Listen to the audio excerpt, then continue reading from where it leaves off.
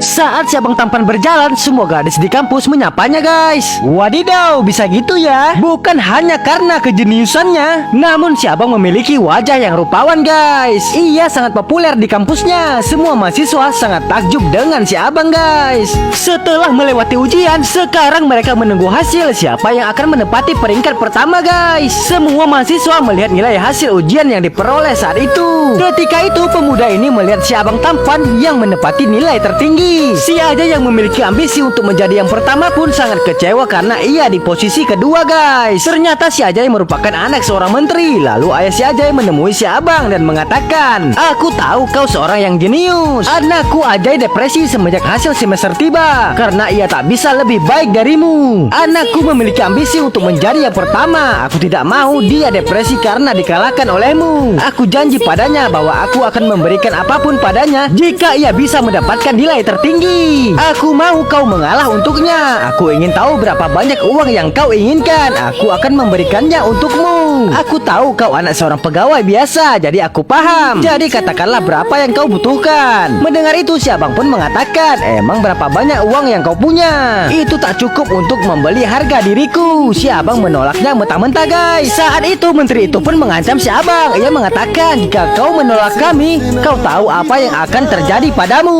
Mendengarnya si abang yang gentleman pun berbalik dan menantang mereka guys. Ia mengatakan, "Siapa yang bicara tadi? Apa yang kau lakukan padaku? Katakan, apa yang ingin kau lakukan? Coba ulangi," kata si abang. Saat akan berbuat kasar dengan si abang pun langsung memberi sedikit pelajaran dengan satu pukulan mematikan guys. Pengawal menteri itu pun tumbang. Satu persatu mereka dibantai oleh si abang. Dengan satu persatu pukulan mematikannya, Pak Menteri dan ajudannya ini pun terkejut melihat kekuatan si abang tampan ini guys. Anak buahnya pun bahkan tak mampu menyentuhnya. Setelah membasmi semuanya, lalu si abang menghampiri ajudan Pak Menteri itu dan ia mengatakan, "Apa? Coba katakan sekali lagi apa yang ingin kau lakukan." Tidak apa-apa," jawab ajudan itu sambil ketakutan guys. Lalu si abang pun meninggalkan mereka dengan mengatakan, "Tolong kumpulkan uangmu 5 tahun ke depan untuk bisa membeliku."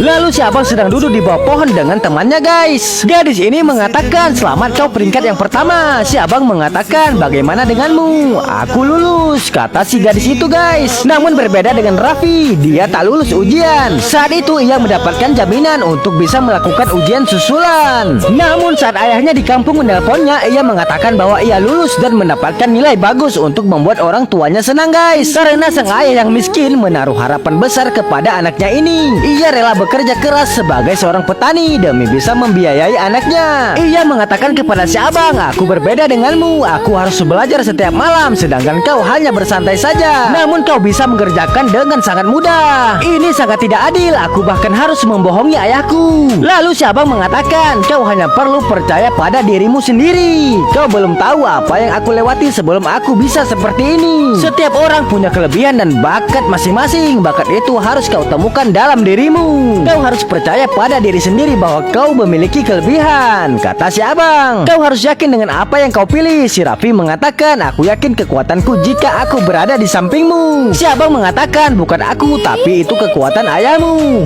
Ayahmu lah yang memberi kekuatan itu padamu," kata si abang. Mendengar kata si abang, Raffi pun semangat guys. Dia termotivasi. Bagaimana selanjutnya? Hanya di Snack Video.